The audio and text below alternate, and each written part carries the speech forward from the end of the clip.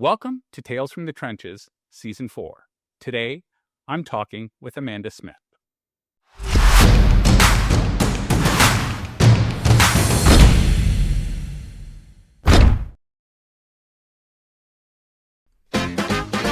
Here's a story of a fundraiser who was launching his very own web show.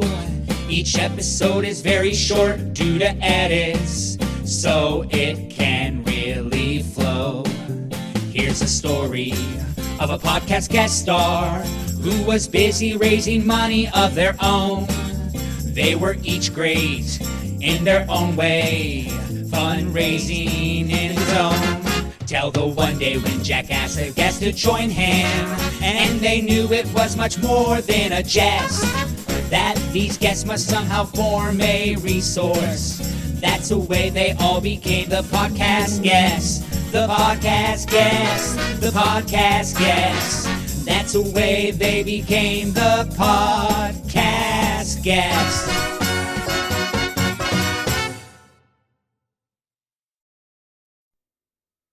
Amanda Smith is a seasoned philanthropy leader with 20 years of experience in advancement services and strategic data management.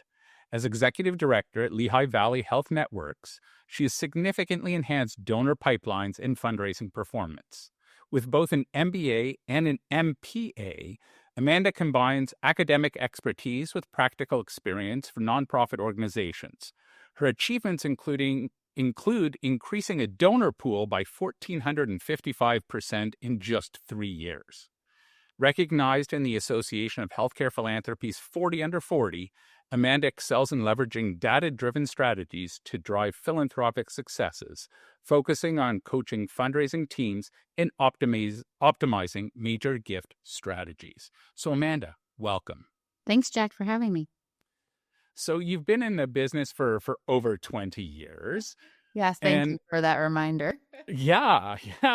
And, so many fundraisers kind of fell into it. It wasn't what their original thoughts were. They may have done it off the side of a desk or something like that. So tell me, how did you get your career started in fundraising? Sure, and I am one of those. So I went to graduate school in Richmond, Virginia, and I had to have an internship.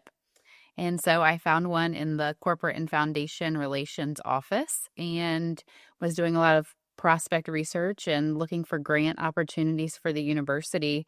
And I got an opportunity. A headhunter called someone in my office and said, I'm looking for somebody to come and run an annual fund at a small boarding school about an hour south of where I was living at the time. So I graduated early and took a job at a boarding school, which was a whole different experience. I'm sure. Wow. So that must have been quite the eye-opener going into the fundraising world, because so many people think, oh, you're a fundraiser, so, you're a party planner, right? You do events. Yeah. Oh, events. That's a whole nother topic, Jack. Yeah. So I had, been in back office just doing corporate and foundation research and kind of was thrown into this director of annual giving role at a boarding school nonetheless. So not just responsibilities to do annual giving, but also to take care of the students that are living on campus without parents. It definitely around events. We did some events, but yeah, I am under the idea of saying events are kind of transactional, whereas fundraising is very transformational and relationship based. So now in my current role, I question events, but I know they're necessary. I call them a necessary evil, unfortunately. So anybody that's watching this that loves events, I understand events, but I think there's a time and place for them for sure. I couldn't agree more. I am not a giant fan of events myself because in theory you could actually lose money, right? With an event. But if there's a group of volunteers or a board or a committee that wants to take it on, fill your boots. That's a perfect use of those resources. Yeah, for sure, because our time takes so much time for staff to do those events. So if you don't have a good sponsorship package in place where you're going to have sponsors that can underwrite the event, and you don't have a good volunteer base, you're just spinning your wheels planning event after event. and the return on investment isn't always great. Now, I will say if you can take an event and do something after, and you have a good plan in place for after the event, what you're going to do to try to turn those event donors from transactional to relationships, then that's great. But I see often that we just throw up a gala, or we do a run or a golf tournament, and then we're just relying on that money then and there and not really doing anything with those participants afterwards. So I think that's an important key that a lot of development shops sometimes don't hit on right away. Because people erroneously think that running an event is an easy way of doing things. They don't have to put themselves out there and ask their friends and colleagues for large gifts, right? So usually it's a low barrier to entry Yeah, for for sure. events. And I always say, can you just take the time and develop some relationships with some key major donors? You'll get the same return eventually that you would raise from the event. So where are we spending our time and our resources in developing those relationships to really leverage larger gifts rather than spending the time on the transactional event? Yeah. So, it's interesting. It kind of segues into one of my questions. I always ask folks what their favorite part of fundraising is and their least favorite. So I think you and I are singing from the same hymnal that the events are probably on the least favorite list Yeah. that's there. But what's your favorite part about fundraising? Yeah, I love major gift strategy. I'm a big strategy person. So I love from the beginning of finding a prospect, right? So when we're finding somebody in prospect research that looks really great, right? We assume they look great because maybe they have capacity, they've given to other organizations nice gifts. But how are we gonna tie that into the work that we're doing for the organizations that we're working for, right? So for me, I'm in healthcare, and I use this example. If a woman comes in for a mammogram and she's highly rated, that's great.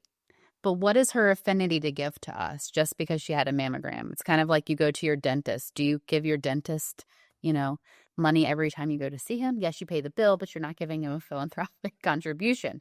So how do we then engage that individual to show her how philanthropy makes a difference and, you know, move her along in the process to become a major donor? Now, if we steward her and invite her to things and kind of develop a relationship, God forbid she has the bad mammogram 3 or 4 years later, but she's then developed a relationship with us to maybe become a grateful patient. But I like that strategy component of it because it's kind of putting the pieces together and working with major gift officers to really think creatively about how to engage people. And then once they're engaged, what can we then do to further them along in that cultivation relationship, eventually leading to hopefully a major gift down the line? Yeah, yeah. It's interesting. I'm not a giant, even though I tend to spend most of my time in the major gift arena. I hate that phrase, major gift. And, if there was anyone his position was like director of major gifts and they had it on a business card, I have no idea what does that mean, Yeah, what is a major gift? Yeah. right? Yeah, so actually, it's interesting you say that. We call all of our people director of development, so we don't Right. call, major gifts. And a major gift, and I work outside of my regular job too, and talking to other, nonprofits. And a major gift to one person's $1,000, right? If they're a small nonprofit, whereas a major gift at a large university, $1,000, they're just getting that in the mail. They don't really care, right? So, Right. yeah. Yeah, so it's all a matter of perspective.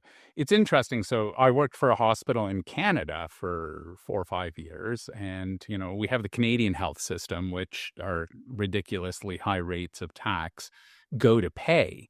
And so one of the hurdles I used to always get was, well, why are you asking me for a donation? The government should be doing it. And my response used to be, well, the government gives you a basic level of care.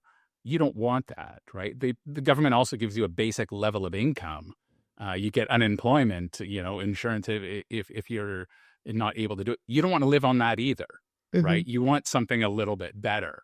But it's that hurdle that was a big hurdle for some folks, whereas that's what I pay taxes for. Why would I bother to donate? Yeah, it's the same thing. We often have, we get a response back like, I already have a medical bill. And I will say, I took a finance class for healthcare leaders early on when I started at LVHN. And it's interesting because when, hospitals negotiate rates of pay all the time, right? And so certain things, if you come back in and are readmitted, we are not paid. So we also take care of anybody regardless of insurance status. So those type of things, they have to be paid for somehow. We're also trying to be innovative, right? So every healthcare organization wants to support their nurses and wants to support their doctors. And so if we have fundraising dollars that can go to scholarships and help those people or to advanced programs or research, that really helps the community and overall, the state and the nation with healthcare. But I think people are so quick to say, well, I already paid. I have my healthcare bill. Yes, you have a bill, but that is basic service, like you said, right? It's not going above and beyond. And we're not getting reimbursed for everything that you actually had service for most of the time. So I think it's important. And, some people are willing to learn and listen, and some people aren't. And that's okay too, right? Yeah. And I think it's similar to some of the other fundraising genres, right? Like you go to a university or college, you pay to go there, right? So there's still fundraising. You go to an arts, go listen to an orchestra, you're paying for the ticket. So it's that same concept, but it's funny with healthcare, for some reason, people have a bugaboo about it. And, For sure, it's a right? very personal thing, right? Yeah. And I think it's also, we have a lot of fundraisers that come over from universities into healthcare, and it is sometimes, that transition is sometimes hard because while universities somewhat have a built-in affinity, right? Healthcare doesn't always have that built-in affinity. Now, if you're an alum that went to a university that has healthcare attached to it, yes, you have that affinity, but just coming in to be a patient, you don't automatically have that affinity unless you're really civic-minded and you want to do really great for the community. But yeah, it's kind of different than the university side. Even in arts, right? If you have a background in arts and you really love that type of music or culture thing, that's a little more affinity than healthcare. So I say it's more of a challenge sometimes, really, for a healthcare. And it's funny because I've always thought the exact opposite. I Okay. loved working in healthcare because, like, I just walked around with a bucket and it was like manna falling from heaven, because either you're going to need the healthcare today or you're going to need it tomorrow. It's not like you can say, doesn't really matter to me. Like the arts, someone may say, I'm not an arts person. I'm never going to go and see an orchestra. I can live fine without it. But everyone's going to go to a hospital at some point, That's right? So you important. want to make sure that it's ready for you when you need it. Yeah, I Um, think sometimes people just assume that it's going to be there no matter what. And we know that right. that's not always the case with smaller hospitals closing and things like that. So we're hoping that we can educate enough people to really show the need for philanthropy within healthcare, Right. and the innovative things that are happening. So that's our hope. Amanda, this has been absolutely fascinating. I really enjoyed our chats. If someone wanted to get hold of you, how would they go about doing that? Sure. Well, Jack, depends. I have an email. It's amanda@wisenow.com, WIZENOW.com. A cool AI tool that we're working on over there on Wise, but also do some annual fund, major gift stuff as well. So thanks so much for having me. I was, first time podcaster, but I really enjoyed it. Oh, good. I'm so glad to hear.